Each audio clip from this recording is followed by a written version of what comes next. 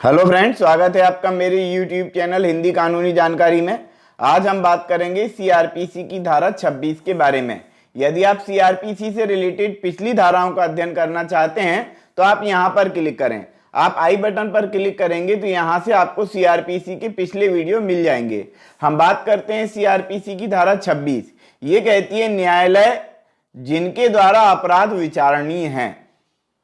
यानी कि यहां पर सीधा सीधा ये बता दिया गया है कि वो वाले न्यायालय जिनके द्वारा अपराध विचारणीय है, यानी कि किसी व्यक्ति के द्वारा कोई अपराध किया जाता है तो उसका विचारण किस न्यायालय द्वारा किया जाएगा, यहां पर ये बताया गया है। पहले के जमाने में राजा महाराजा के द्वारा जो है सुनवाई की जाती थी अपराध के मामले में या किसी भी मामले में, न्याय जो है राजा के द्वारा किया जाता था। लेकिन हमारी अब आधुनिक परंपरा में स्वतंत्रता के पश्चात और स्वतंत्रता के पहले अंग्रेजों के समय के पश्चात से जो है दंड प्रक्रिया संहिता और भारतीय दंड संहिता ये स्थापित की गई। इसके द्वारा ही समस्त अपराधों का विचारण किया जाता है। यानी कि अब जो है न्यायालय में संविधान और कानून ये प्रमुख रखे गए हैं, जबकि राजा का ऐसा कोई स्थान नहीं है। तो न्यायालयों के मामलों में यानी कि किस न्यायालय के द्वारा किस अपराध का विचारण किया जा सकेगा, इस संहिता की धारा 26 में बताया गया है। पढ़ते हैं क्या लिखा हुआ है।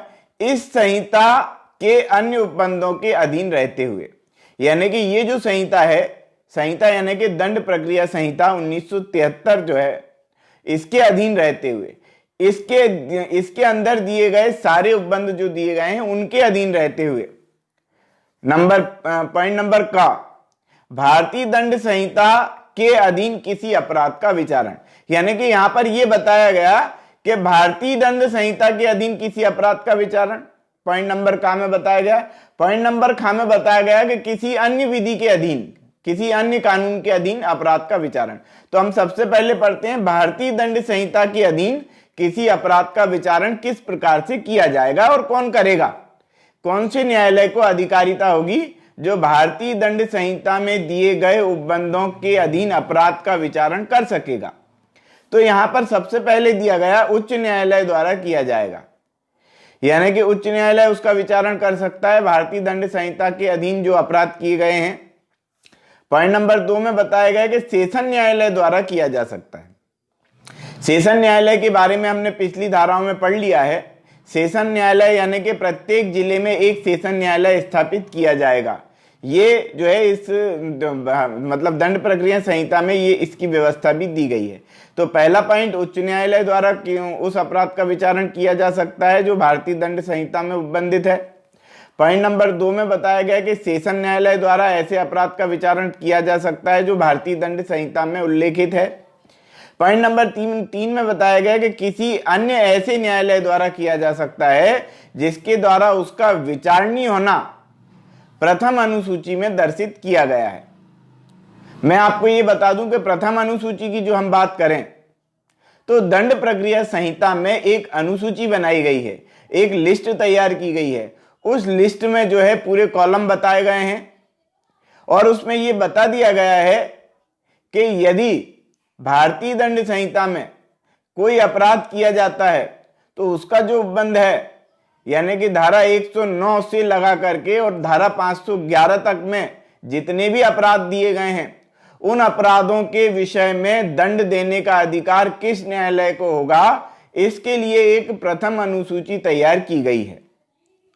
तो जो प्रथम अनुसूची में दर्शित है उस न्यायालय द्वारा जो है उस अपराध का विचारण किया जा सकेगा।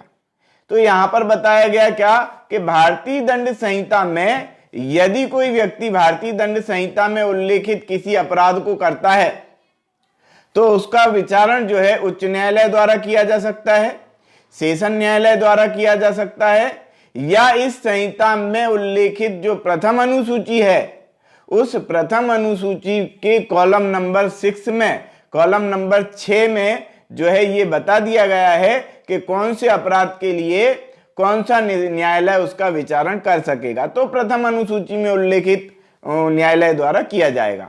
अब पॉइंट नंबर खा, मतलब ये तो हमने पढ़ा काय के विषय में, भारतीय दंड संहिता में उल्लेखित कोई अपराध है तो उसका विचारण किस प्रकार किया जाएगा।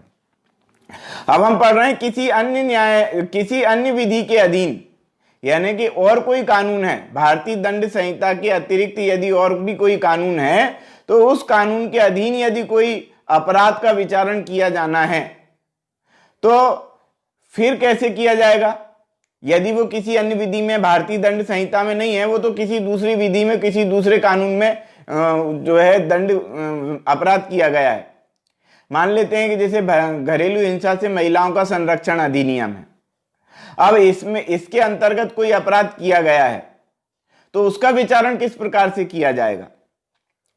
मान लेते हैं कि और भी कोई अपराध के लिए जो है कानून बनाए गए हैं, उन कानूनों का, भारतीय दंड संहिता को छोड़ दें, भारतीय दंड संहिता तो अपन ने ऊपर पढ़ लिया, लेकिन अन्य किसी कानून के द्वारा यदि कोई अपराध दर्शित है तो उसका विचारण किस प्रकार से किया जाएगा, यहां पर यह व्यवस्था भी दी गई है।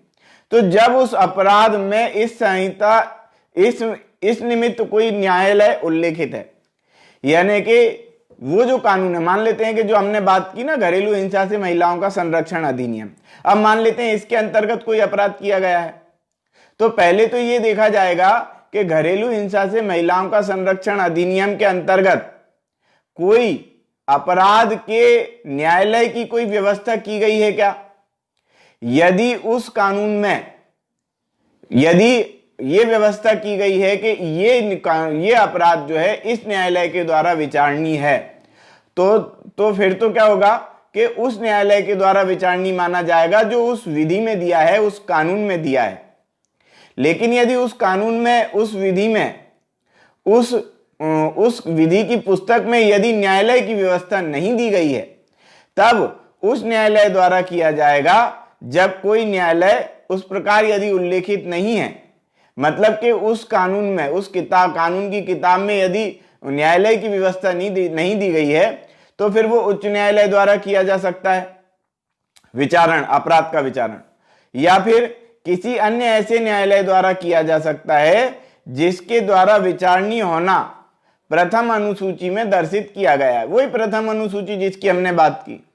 तो इस संहिता में जो प्रथम अनुसूची दी गई है उसके कॉलम नंबर 6 में सभी न्यायालयों की व्यवस्था की गई है कि इस अपराध के लिए ये वाले न्यायालय द्वारा सुनवाई की जाएगी, इस अपराध के लिए इस न्यायालय द्वारा, इस अपराध के लिए इस न्यायालय द्वारा, इस प्रकार से पूरा के पूरा प्रथम अनुसूची में बता दिया गया है। तो आज की वीडियो में हमने पढ़ा कि न्यायालय जिनके द्वारा अपराधों की सुनवाई हो सकती है, पहले तो क्या है, राजा महाराजा उस अपराध की सुनवाई कर लेते थे। अब आजकल यदि देखें तो आजकल तो फिर हर कोई सुनवाई करने लग जाएगा। जो सक्षम व्यक्ति है, जो है पावरफुल व्यक्ति है, जो शक्ति रखता है, अब फिर उसी के द्वारा कोई सुनवाई होने लगेगी। तो ऐसा व्यवस्था नहीं की गई है। यहां पर राजा महाराजा द्वारा सुनवाई का कोई अवसर नहीं है। यहां पर तो न्यायालय स्थापित कर दिए गए हैं, उन न्यायालयों के द्वारा ही किसी अपराध की सुनवाई हो सकेगी। ऐसी व्यवस्था दंड प्रक्रिया संहिता 1973 में दी गई है। उच्च न्यायालय, सेशन न्यायालय और प्रथम अनुसूची में दर्शित न्यायालय द्वारा ही अपराधों का विचारण किया जा सकता है। यदि आप सीआरपीसी और आईपीसी से रिलेटेड समस्त धाराओं का अध्ययन करना चाहते हैं, पूरी की पूरी सीआरपीसी और पूरी की पूरी आईपीसी पढ़ना चाहते हैं, तो आप यहां पर क्लिक करें।